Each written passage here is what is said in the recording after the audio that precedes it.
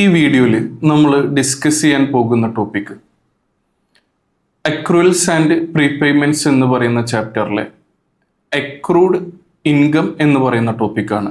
കഴിഞ്ഞ രണ്ട് വീഡിയോയിൽ നമ്മൾ അക്രൂഡ് എക്സ്പെൻസും പ്രീപെയ്ഡ് എക്സ്പെൻസും ഡിസ്കസ് ചെയ്തിട്ടുണ്ടായിരുന്നു.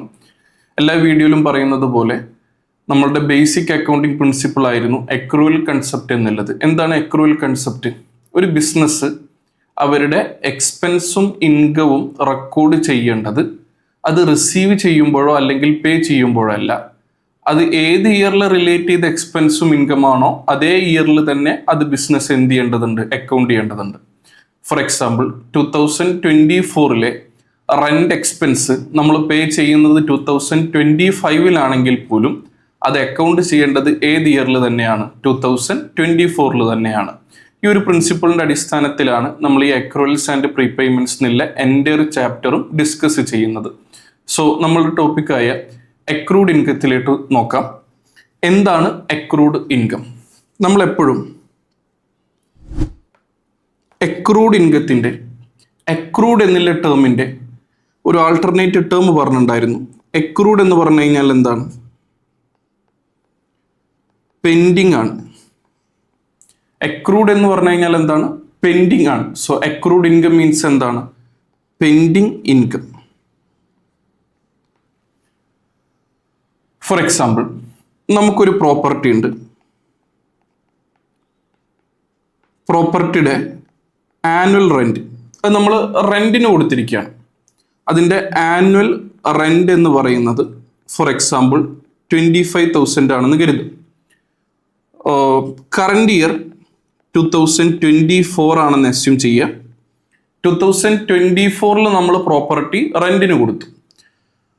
അങ്ങനെയാണെങ്കിൽ 2024 ആ ബിൽഡിങ് വാടകയ്ക്ക് എടുത്ത ആൾ ഉപയോഗിച്ച് കഴിഞ്ഞു കഴിഞ്ഞാൽ അവർ നമുക്ക് എത്ര ക്യാഷ് തരണം? $25,000 തരണം.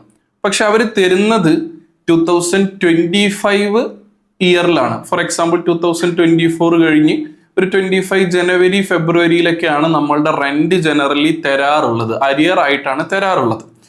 സോ 2024 റെന്റ് ഇൻകം റിസീവ് ചെയ്യുന്നത് ഏത് ഇയറിലാണ്?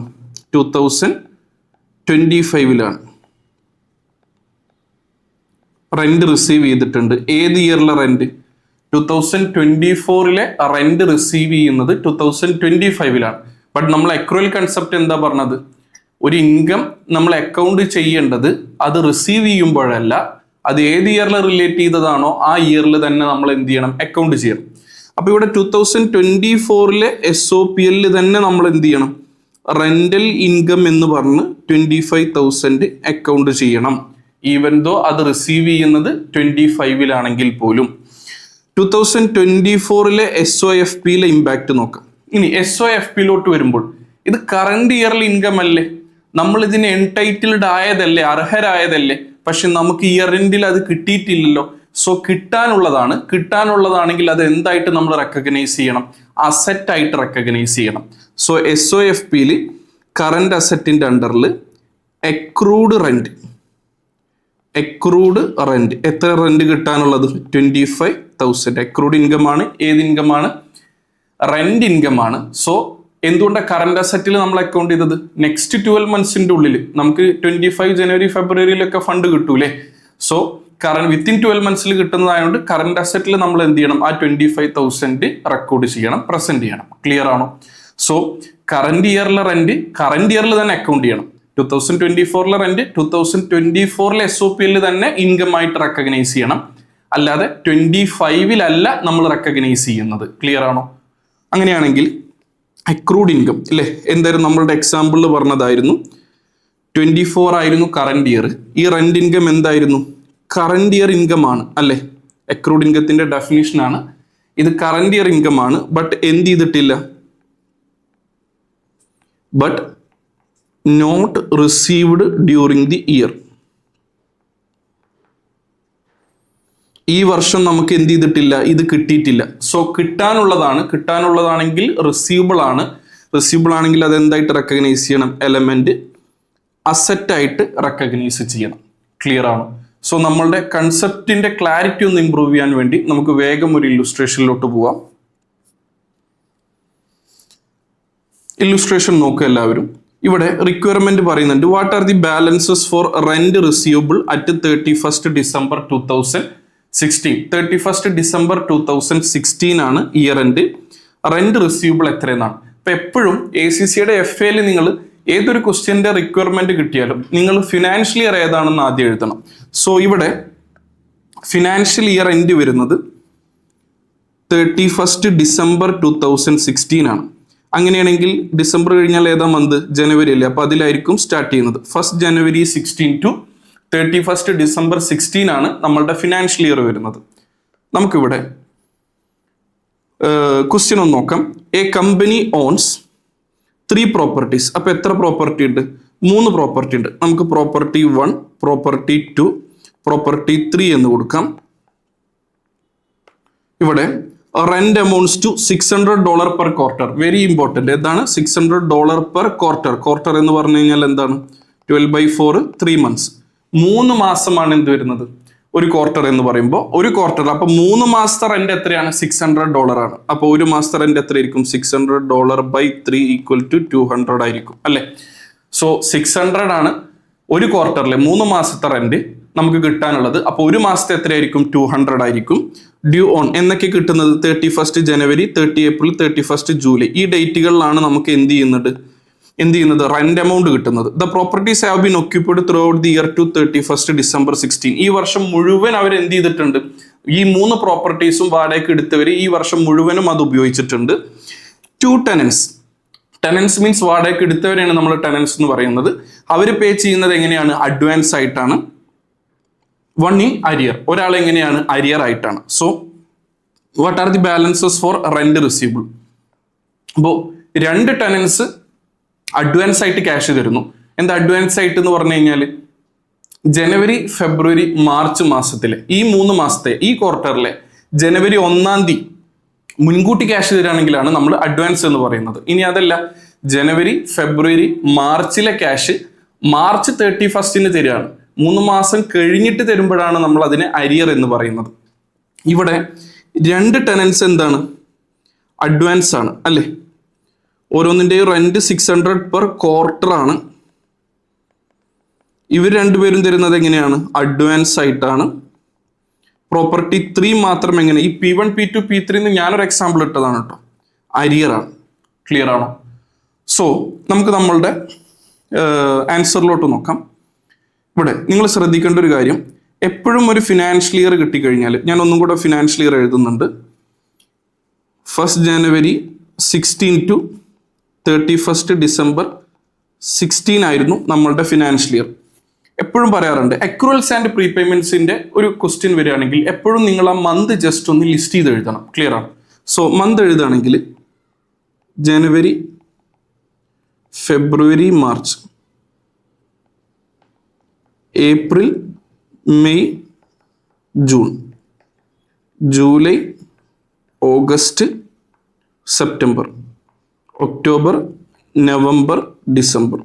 സോ 1st January 16 സ്റ്റാർട്ട് ചെയ്ത് 31st December 16 എൻഡ് ചെയ്യുന്നതാണ് നമ്മളുടെ ഫിനാൻഷ്യൽ ഇയർ വരുന്നത്. സോ ഇവിടെ എന്നൊക്കെയാണ് പേയ്മെന്റ് കിട്ടുന്നത്? 31st ജനുവരിയിൽ നമുക്ക് പേയ്മെന്റ് കിട്ടുന്നുണ്ട്. പിന്നെ ഏപ്രിൽ, ജൂലൈ, ഒക്ടോബർ 30 ഏപ്രിലിന് പേയ്മെന്റ് കിട്ടുന്നുണ്ട്. 31st ജൂലൈന് പേയ്മെന്റ് കിട്ടുന്നുണ്ട്. 30 ഒക്ടോബറിന് പേയ്മെന്റ് കിട്ടുന്നുണ്ട്. 31st ഒക്ടോബറിന് എന്ത് കിട്ടുന്നുണ്ട്? പേയ്മെന്റ് കിട്ടുന്നുണ്ട്. ഈ ഡേറ്റുകളിലാണ് പേയ്മെന്റ് കിട്ടുന്നത്. ഇവിടെ പ്രോപ്പർട്ടി 3 മാത്രം അരിയർ ആയിട്ടാണ്. Property 1 and 2 എന്തായിട്ടാണ്? അഡ്വാൻസ് ആയിട്ടാണ്. ക്ലിയർ ആണോ? സോ ജസ്റ്റ് നമുക്ക് ഇവിടെ പ്രോപ്പർട്ടി 3 നോക്കാം. ഈ ഒരു ക്വസ്റ്റ്യനിൽ ആക്ച്വലി നമ്മൾ പഠിക്കുന്നത് അക്രൂഡ് ഇൻകം ആണെങ്കിലും ഈ ക്വസ്റ്റ്യനിൽ അക്രൂഡും വരുന്നുണ്ട്, ഡെഫേർഡും വരുന്നുണ്ട്. നമ്മൾ രണ്ടും ഡിസ്കസ് ചെയ്യുന്നുണ്ട്. പക്ഷെ നമ്മൾ ആദ്യം ഡിസ്കസ് ചെയ്യുന്നത് നമ്മളുടെ മെയിൻ ടോപ്പിക്കായ അക്രൂഡ് ഇൻകം ആണ്. Deferred income or prepaid income നമ്മൾ അടുത്ത വീഡിയോയിൽ ഡിസ്കസ് ചെയ്യുന്നതാണെങ്കിലും ഈ ഒരു ക്വസ്റ്റ്യനിൽ നമ്മൾ അത് ജസ്റ്റ് ചെക്ക് ചെയ്യുന്നുണ്ട്. സോ ഇവിടെ നമുക്ക് നോക്കാം. അതിനു മുൻപ് ആക്ച്വലി റിക്വയർമെന്റിൽ SOFP ആണ് ഉള്ളതെങ്കിൽ പോലും നമ്മൾ SOPലും കൂടെ ചെയ്യാം. നമ്മളുടെ ലേണിംഗ് ഔട്ട്കം ഒന്നും കൂടെ ബെറ്റർ ആയിക്കോട്ടെ എന്ന് കരുതിയിട്ടാണ്. സോ നമ്മൾ എന്ത് ചെയ്യണം? നമ്മളുടെ SOPലിന്റെ പ്രത്യേകത എന്താ? എപ്പോഴും നമ്മൾ SOPL എന്ത് റെക്കോർഡ് ചെയ്യണം എന്ന് തീരുമാനിക്കുമ്പോൾ ക്യാഷ് റിസീവ് ചെയ്തോ ഇല്ലേ എന്നുള്ളത് നമ്മൾ കൺസിഡർ ചെയ്യേണ്ട. ക്യാഷ് റിസീവ് ചെയ്താലും ക്യാഷ് റിസീവ് ചെയ്തില്ലെങ്കിലും ഈ വർഷത്തെ ഇൻകം ആണോ ഈ വർഷം റെക്കോർഡ് ചെയ്തിരിക്കണം. അപ്പൊ നിങ്ങൾ ശ്രദ്ധിക്കേണ്ടത് ക്വസ്റ്റ്യനിൽ പ്രത്യേകം പറയുന്നുണ്ട് ത്രൂ ഔട്ട് ദി ഇയർ ടെനൻസ് എന്ത് യൂസ് ചെയ്തിട്ടുണ്ട്, പ്രോപ്പർട്ടി യൂസ് ചെയ്തിട്ടുണ്ട് എന്ന് പറയുന്നുണ്ട്. അങ്ങനെയാണെങ്കിൽ ഈ വർഷം 12 മാസത്തെ റെന്റൽ ഇൻകവും നമ്മൾ SOPL റെക്കഗ്നൈസ് ചെയ്യണം. അത് നമുക്ക് റിസീവ് ചെയ്തിട്ടുണ്ടെങ്കിലും ഇല്ലെങ്കിലും ഇതല്ലേ നമ്മളുടെ ബേസിക് അക്രൂവൽ കൺസെപ്റ്റിൽ നമ്മൾ ഡിസ്കസ് ചെയ്തത്. സോ 12 മാസം ഉണ്ട്. ഇവിടെ എത്ര പ്രോപ്പർട്ടി ഉണ്ട്? 3 പ്രോപ്പർട്ടി ഉണ്ട്. ഓരോ പ്രോപ്പർട്ടിക്കും എത്രയാണ്? ഓരോ ക്വാർട്ടറിനും 600. So 600 per quarter.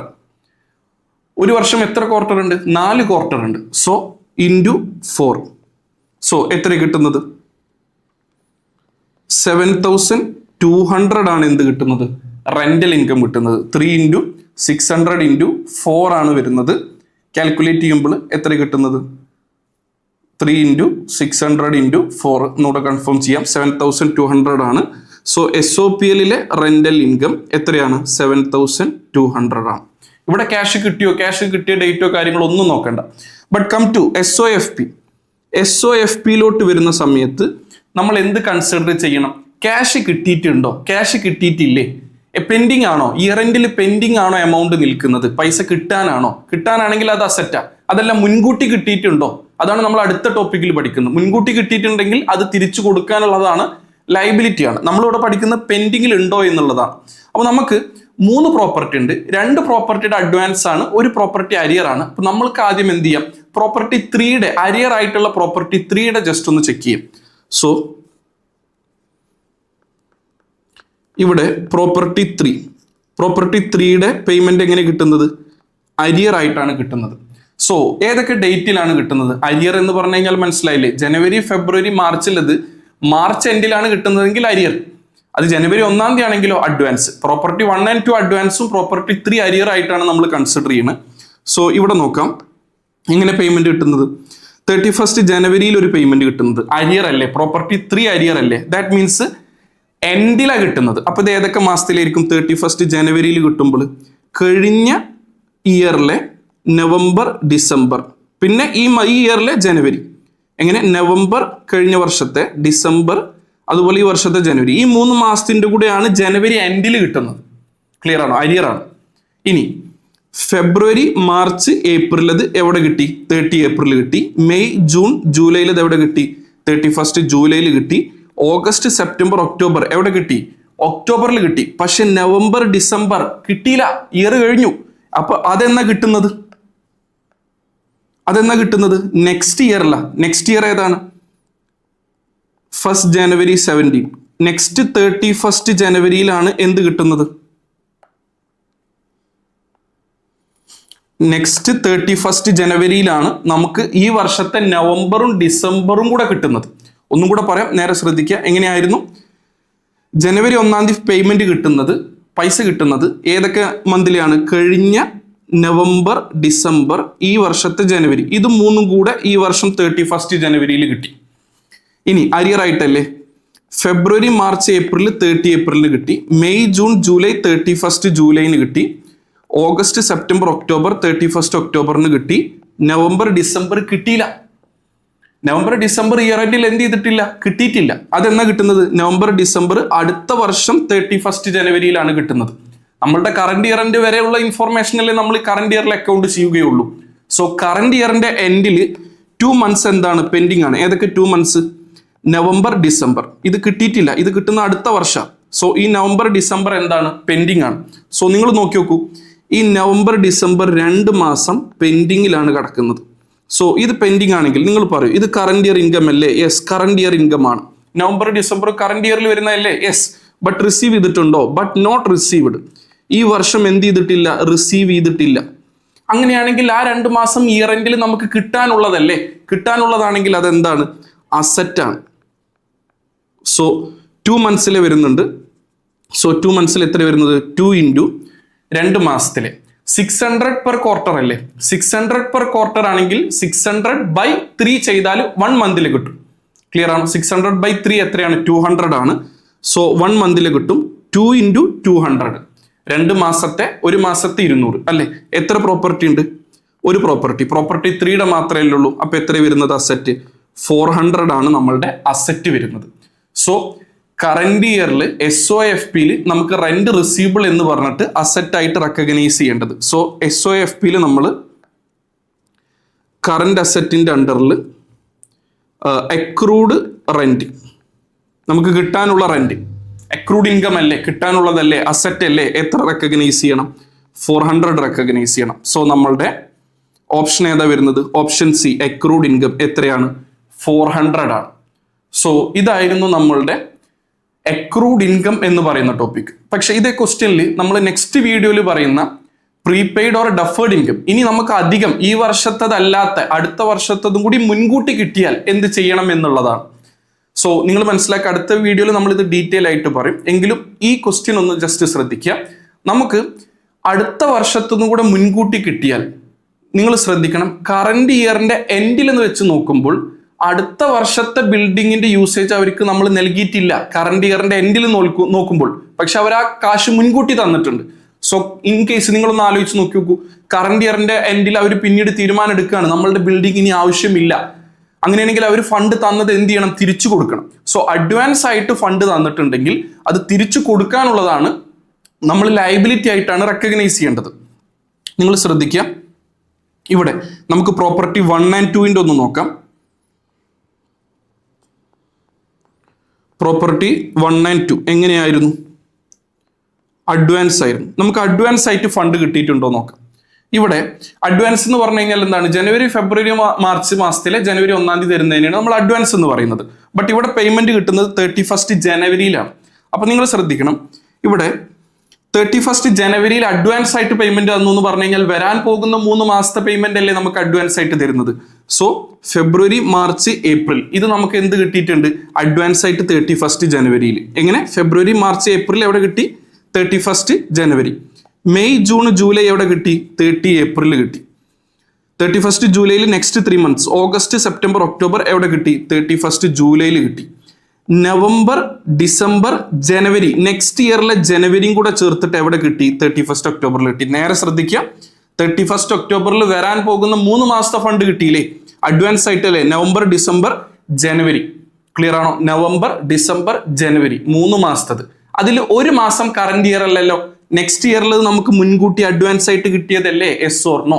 അങ്ങനെയാണെങ്കിൽ ഈ അഡ്വാൻസ് ആയിട്ട് കിട്ടിയത് നവംബർ, ഡിസംബർ കറന്റ് ഇയർ ആണ്, നോ പ്രോബ്ലം. പക്ഷെ ഇത് നെക്സ്റ്റ് ഇയർ അല്ലേ? നെക്സ്റ്റ് ഇയറിൻ്റെ മുൻകൂട്ടി കിട്ടിയാൽ അത് അഡ്വാൻസ് ഇൻകം ആണ്, പ്രീപെയ്ഡ് ഇൻകം ആണ്, ഡെഫേർഡ് ഇൻകം ആണ്. സോ നമ്മൾ എന്ത് ചെയ്യണം? അത് കറന്റ് ഇയറിന്റെ എൻഡിൽ മുൻകൂട്ടി തന്നതല്ലേ അവര്, നമ്മളത് തിരിച്ചു കൊടുക്കാനുള്ളത് പോലെയാണ് നമ്മളത് ലയബിലിറ്റി ആയിട്ട് റെക്കഗ്നൈസ് ചെയ്യണം. സോ ഇവിടെ ശ്രദ്ധിക്കുക, ഇവിടെ എത്ര മന്തിൽ അഡ്വാൻസ് ആയി കിട്ടി? 1 month അഡ്വാൻസ് ആയി കിട്ടി. ക്ലിയർ ആണോ? എത്രയാണ് 1 month റെന്റ്? എത്ര വരുന്നത്? 200 ആണ് വരുന്നത്. അങ്ങനെ എത്ര പ്രോപ്പർട്ടിയുടെ? 1 and 2. സോ 2 പ്രോപ്പർട്ടിയുടെ. സോ എക്സാക്ട്ലി എത്ര കിട്ടുന്നത്? 400 തന്നെയാണ് കിട്ടുന്നത്. സോ ഈ 400 എന്താണ്? ലയബിലിറ്റി ആണ്, തിരിച്ചു കൊടുക്കാനുള്ളതാണ്. സോ SOFPയിൽ കറന്റ് ലയബിലിറ്റിയുടെ അണ്ടറിൽ നമ്മൾ എന്ത് ചെയ്യും? Deferred rent or deferred income or prepaid income എത്ര തന്നെയാണ്? 400 തന്നെയാണ്. ക്ലിയർ ആണോ എല്ലാവർക്കും? സോ ഇതായിരുന്നു നമ്മളുടെ ഏത് ടോപ്പിക്ക്? അക്രൂഡ് ഇൻകം എന്ന് പറയുന്ന ടോപ്പിക്ക്. സോ നമ്മൾ നമ്മളുടെ അക്രൂഡ് ഇൻകം ഡിസ്കസ് ചെയ്തു. എന്തായിരുന്നു അക്രൂഡ് ഇൻകം എന്ന് പറഞ്ഞു കഴിഞ്ഞാൽ? കറന്റ് ഇയറിൽ ഇൻകം ആണ്, അത് കറന്റ് ഇയറിൽ തന്നെ റെക്കോർഡ് ചെയ്യണം. പക്ഷെ അത് ഇയർ എൻഡിൽ കിട്ടിയില്ല എങ്കിൽ നമുക്കത് കിട്ടാനുള്ളതാണ്. അത് നമ്മൾ അസറ്റ് ആയിട്ട് എന്ത് ചെയ്യണം? റെക്കഗ്നൈസ് ചെയ്യണം. എവിടെ അസറ്റ് ആയിട്ട് റെക്കഗ്നൈസ് ചെയ്യണം? കറന്റ് അസറ്റ് ആയിട്ട് റെക്കഗ്നൈസ് ചെയ്യണം. കാരണം എന്താ? നെക്സ്റ്റ് 12 months ഇയർ എൻഡിന് ശേഷമുള്ള വിത്തിൻ 12 months കിട്ടാനുള്ളതല്ലേ. സോ കറന്റ് അസറ്റ്സിന്റെ അണ്ടറിൽ നമ്മൾ അതിനെ റെക്കോർഡ് ചെയ്യണം. ക്ലിയർ ആണോ എല്ലാവർക്കും? Okay, thank you.